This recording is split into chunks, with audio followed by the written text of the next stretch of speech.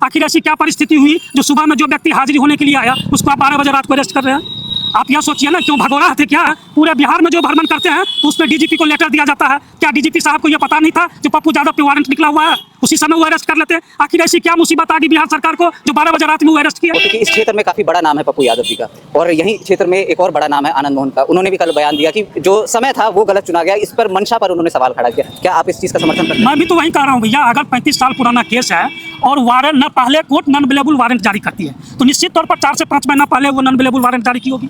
उस पर तालीम नहीं हुआ तो वारंट चालू की होगी, तब न कोर्ट की जब्ती होता है। और जब जब कोर्ट प्रक्रिया में आती है तो कंसर्निंग थाना और कंसर्निंग एसपी को लेटर दिया जाता है। ताकि बिहार पुलिस कर क्या रही थी। और एक सोच सकते हैं कि जो पुराना मामला है इसको ऐसे समय में उठाना और रात के अंधेरे में आके जो गिरफ्तारी करना, ये बिल्कुल प्रशासन का और सरकार का ये मेंटली टॉर्चर करने का प्रयास था, ताकि नीट छात्रा के मुद्दे को लेकर पप्पू यादव आवाज ना उठाएं।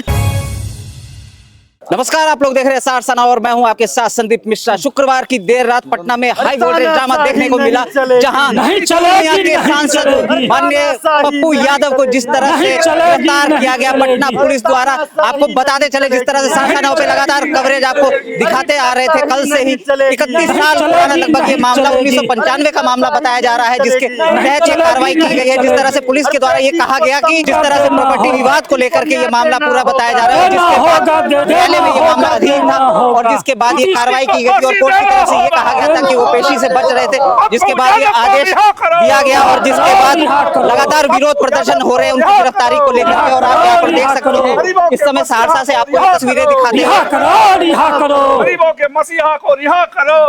पूर्णिया के सांसद पप्पू यादव के समर्थन यहाँ पर लगातार सरकार के विरोध में नारेबाजी कर रहे हैं और प्रदर्शन कर रहे हैं। नीतीश सरकार होश में बिहार के अलग अलग जगहों से उनके समर्थकों की तस्वीर आ रही है। फांसी देना होगा, उनके समर्थन में यहाँ पर नारेबाजी कर रहे हैं। और वहीं अगर बात करें एक बार फिर से आपको बताते चलें 31 साल पुराना ये मामला जो बताया जा रहा है कि एक मकान जो है वो पप्पू यादव को किराए पर रहने के लिए दिया गया था और जिसके बाद उसे कार्यालय में उन्होंने तब्दील कर दिया और जिसके बाद FIR दर्ज होती है और मामला न्यायालय के अधीन हो जाता है। और जिसके बाद आज यानी कि बात करें जिस तरह से कल कोर्ट का आदेश आया और उन्हें 2 दिन की न्यायिक हिरासत पे भेजा गया। हालांकि वो जेल में नहीं है, अपने उपचार के लिए, क्योंकि उनकी तबीयत बिगड़ गई थी, अपने उपचार के लिए वो PMCH यानी कि Patna medical college and hospital में वो वहां पर एडमिट है।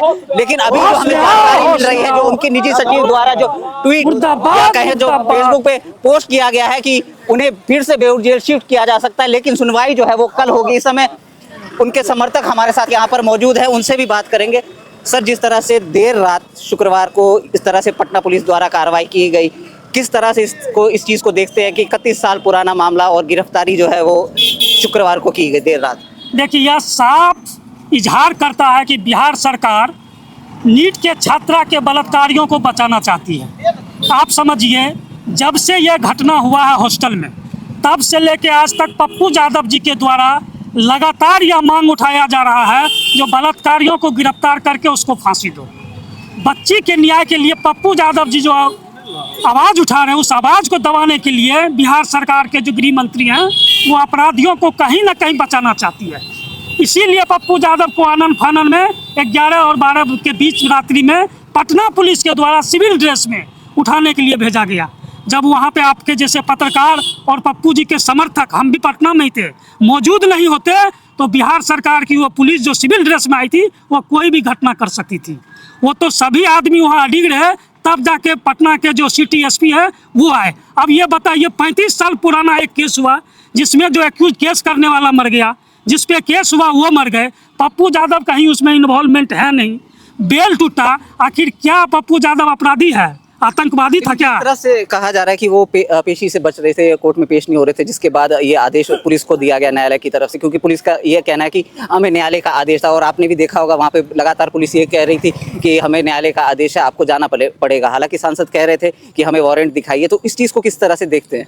ठीक है, न्यायालय का आदेश था आपके ऊपर। पप्पू यादव जी तो कह रहे थे हम सुबह में कोर्ट में हाजिर होने के लिए आए हैं, तो क्या पप्पू यादव अपराधी थे जो 12 बजे रात को आप अरेस्ट कर लिए? क्या वो भाग जाते देश छोड़ के? आखिर ऐसी क्या परिस्थिति हुई जो सुबह में जो व्यक्ति हाजिरी होने के लिए आया उसको आप 12 बजे रात को अरेस्ट कर रहे हैं?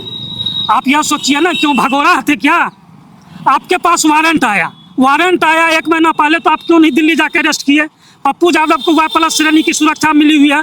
पूरे बिहार में जो भ्रमण करते हैं तो उसमें DGP को लेटर दिया जाता है, क्या डीजीपी साहब को ये पता नहीं था जो पप्पू यादव पे वारंट निकला हुआ है, उसी समय वो अरेस्ट कर लेते? आखिर ऐसी क्या मुसीबत आ गई बिहार सरकार को जो 12 बजे रात में वो अरेस्ट किए? आप बताइएगा ना, आपका मनसा क्या कहता है? कोर्ट के आदेश का हम लोग पालन करते हैं। हमको नोटिस मिला, हमको मीडिया के माध्यम से पता चला जो हमारे यहाँ कुर्की जब्ती निकला है, हाउस छोड़ के वो आए जो हम शनिवार को अपीयर होंगे। तो शनिवार को जब हम अपीयर होने के लिए आए तो आप 12 बजे रात को आपकी सिविलियन पुलिस क्यों आ गई? और जब पुलिस आई तो एक सांसद के जैसा बिहेव करना चाहिए, आपने उसको किस तरीके से ट्रीट किया? क्या वो आतंकवादी है?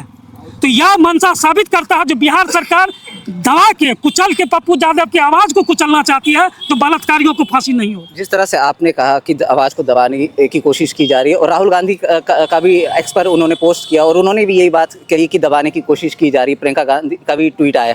तो किस तरह से आप देख रहे हैं कि विपक्ष के तमाम जो नेता है, चाहे आरजेडी के नेताओं की बात करो, वो भी आपके पार्टी के जो सांसद हैं उनके साथ खड़े हैं, लेकिन सत्ता पक्ष की तरफ से कोई बयान नहीं आया और लगातार बीजेपी की तरफ से अलग अलग जगहों पर पोस्ट किया जा रहा है कि कार्रवाई तो होनी थी, क्योंकि उनके समय में वही जंगल राज का हवाला लगातार उनके पोस्टरों के माध्यम से दिया जा रहा है। तो इस चीज़ को किस तरह से देखें? आप याद देखिए ना, जो बिहार सरकार के गृह मंत्री पर केस नहीं है, 7 मर्डर का केस है, उस पर वो अपना चीज़ तो देखे। आखिर भाजपा में जाने के बाद लोग पवित्र कैसे हो जाते हैं? भाजपा का जो नेता चोर है, क्रिमिनल है या बदमाश है, कुछ भी है, वो साफ सुथरा हो जाते हैं। और इधर जो विपक्ष के नेता, हम तो धन्यवाद देते हैं राहुल गांधी और प्रियंका गांधी जी का, जिन्होंने ट्वीट करके बहुत अच्छा स्टेटमेंट दिया। और भारत को अगर कोई भी नेता बचा सकता है तो वो राहुल गांधी है। और बिहार में जिस तरीके से पप्पू यादव जी का दोष क्या है, जो बलात्कारियों के खिलाफ वो आवाज़ उठा रहे हैं, माफियाओं के खिलाफ आवाज़ उठा रहे हैं, क्या लड़की को इंसाफ दिलाना गुनाह है? अगर आप आतंकवादी को पकड़ लेंगे, बलात्कारियों को पकड़ लेते, तो पप्पू यादव को आवाज़ उठाने की ज़रूरत क्या है? आपने जिस तरीके से लड़की के माँ बाप को डीजीपी साहब ने अपने घर में बुला के जिस तरह से थ्रेट किया और घर जाने के क्रम में जिस तरीके से पटना पुलिस का रवैया रहा, ये क्या साबित करता है? तो आप कहीं ना कहीं प्रेशर दे रहे हैं। आखिर आप प्रेशर दे क्यों रहे हैं? रंजन जी, मैं आपसे एक और चीज़ जानना चाहूँगा, क्योंकि इस क्षेत्र में काफ़ी बड़ा नाम है पप्पू यादव जी का, और यही क्षेत्र में एक और बड़ा नाम है आनंद मोहन का। उन्होंने भी कल बयान दिया कि जो समय था वो गलत चुना गया। इस पर मंशा पर उन्होंने सवाल खड़ा किया। क्या आप इस चीज़ का समर्थन करते हैं? मैं भी तो वही कह रहा हूँ भैया, अगर 35 साल पुराना केस है और वारंट न पहले कोर्ट नॉन अवेलेबल वारंट जारी करती है, तो निश्चित तौर पर 4 से 5 महीना पहले वो नॉन अवेलेबल वारंट जारी की होगी। उस पर तालीम नहीं हुआ तो वारंट जारी की होगी, तब न कुर्की जब्ती होता है। और जब जब कोर्ट प्रक्रिया में आती है तो कंसर्निंग थाना और कंसर्निंग एसपी को लेटर दिया जाता है। आखिर बिहार पुलिस कर क्या रही थी? तो ये मनसा पे सवाल उठ रहा है। आप इसको 3 महीना के बाद गिरफ्तार करते या 3 महीना पहले गिरफ्तार करते?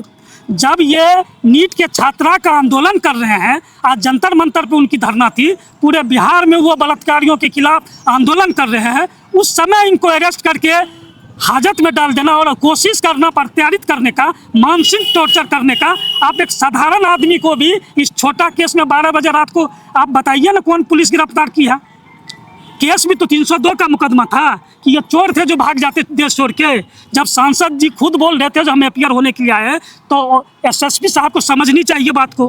तो यह निश्चित तौर पर जारी करता है जो पुलिस के ऊपर भी किसी का दबाव था, तो दबाव किसका रहेगा? या तो गृह मंत्री का या तो मुख्यमंत्री का। इसी के अंडर में सरकार चलाती है। तो हम लोग उनके मंशा पे ही शक कर रहे हैं जो बलात्कारियों को बचाना चाहती है। विक्रम जी, आपसे एक चीज़ जानना चाहूँगा, क्योंकि तबीयत का हवाला उन्होंने जब ये लगभग 1.5 घंटे के समय ये चलता रहा सारा हाई वोल्टेज ड्रामा, तो तबीयत का उन्होंने हवाला दिया। पहले IGMS, फिर PMCH, और जिस तरह से उन्हें बेड नहीं मिला उसको लेकर के भी काफ़ी आप लोग समर्थक जो थे काफ़ी नाराज़ आ रहे थे। तो इस चीज़ को किस तरह से देखते हैं कि जब बीमार व्यक्ति है उस चीज़ को लेकर के क्या किस तरह से? सिर्फ उनको जो है मेंटली टॉर्चर करने का प्रयास करना था, ये वही कर रहे हैं। और एक सोच सकते हैं कि जो पुराना मामला है इसको ऐसे समय में उठाना और रात के अंधेरे में आके जो गिरफ्तारी करना, ये बिल्कुल प्रशासन का और सरकार का ये मेंटली टॉर्चर करने का प्रयास था, ताकि नीट छात्रा के मुद्दे को लेकर पप्पू यादव आवाज़ ना उठाएं। क्योंकि आज के दिन दिल्ली के जंतर मंतर पर धरना था और जिसका नेतृत्व पप्पू यादव जी कर रहे थे, सिर्फ इसको प्रभावित करना था, रोकना था किसी भी हाल में। ये दर्शाता है कि बदले की भावना से डराने का प्रयास किया गया था। सर, मैं आपसे जानना चाहूँगा, क्योंकि कल कोर्ट में फिर से पेशी है, अगर देखिए 2 ही रास्ते होंगे, या तो जमानत होगी या न्यायिक हिरासत होगी। आप लोगों का किस तरह से अगला स्टेप क्या रहने वाला है? क्या आप राज्यपाल से मिलेंगे, उन्हें ज्ञापन देंगे, किस तरह से आगे का कार्रवाई? देखिए, न्यायालय पे हम लोगों को भरोसा है और हमें उम्मीद है जो कल हमारे नेता को बेल मिल जाएगा, क्योंकि बहुत बड़ा इशू है नहीं, डिफ़ॉल्टर का मामला है। तो डिफ़ॉल्टर का मामला हम उस चीज़ को एक्सेप्ट करते हैं। अगर हम लोगों को न्याय नहीं मिला तो हम लोग आगे राज्यपाल के यहाँ जाने का काम करेंगे, या जैसा निर्देश होगा उस तरीके से हम लोग, लेकिन न्यायालय पे हम लोगों को भरोसा है, जो हम लोगों को न्याय मिलेगी और न्यायिक प्रक्रिया पे ही हम लोग काम करना चाहते हैं। तो साफ तौर से आप सुन सकते हैं कि यहाँ पर जो सांसद पप्पू यादव के समर्थक है, उनका साफ तौर से कहना है कि जो समय तय किया गया वो कहीं ना कहीं सरकार की मंशा पर सवाल खड़े करता है। हालांकि मामला अभी न्यायालय के अधीन है और कल सुनवाई होनी है। अब देखना अहम रहेगा कि न्यायालय अपना फैसला क्या देती है।